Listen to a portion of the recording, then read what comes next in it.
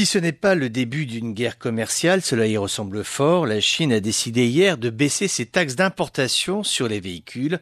En clair, de montrer un visage avenant aux constructeurs automobiles asiatiques et occidentaux. C'est malin parce que cela consiste à créer de l'attractivité. C'est une bonne nouvelle pour les consommateurs chinois qui pourront acheter leurs voitures étrangères moins chères. Et c'est une bonne nouvelle pour les constructeurs, les fabricants de pièces détachées qui vont trouver là des points de croissance. Dans l'histoire, il y en a un qui risque peut-être de faire la grimace, c'est Donald Trump. L'automobile est un pilier historique de l'industrie américaine, des centaines de milliers d'emplois direct ou indirect, des marques célèbres, un référentiel culturel.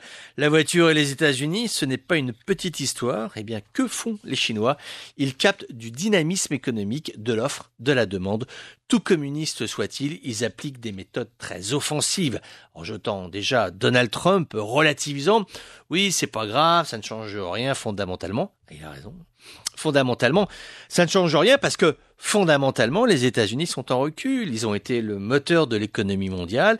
Ils le sont de moins en moins. Leur leadership s'érode. Et ce qui est incroyable, c'est que cela ne semble pas les affecter outre mesure. Une information comme celle-ci, celle des taxes automobiles, sous Reagan ou même Clinton, c'était la montée de tension, la conférence de presse, interview du patron d'une firme américaine, d'un actionnaire influent, on en a eu plein les journaux.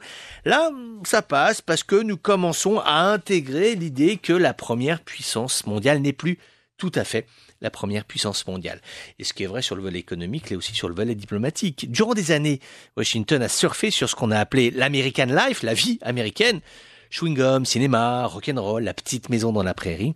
Image caricaturale, je te le concède, mais image qui se dissolve petit à petit et qui commence à rejoindre les livres d'histoire avec certainement le nom de Donald Trump associé à ce mouvement de recul progressif, à moins que Trump ne réussisse son pari, isoler l'Amérique sur une île pour qu'elle devienne le magistère de la planète Terre qui distribuera les bons et les mauvais points. Mais ça, pour le coup, cela me semble être très ambitieux de la part de Donald Trump.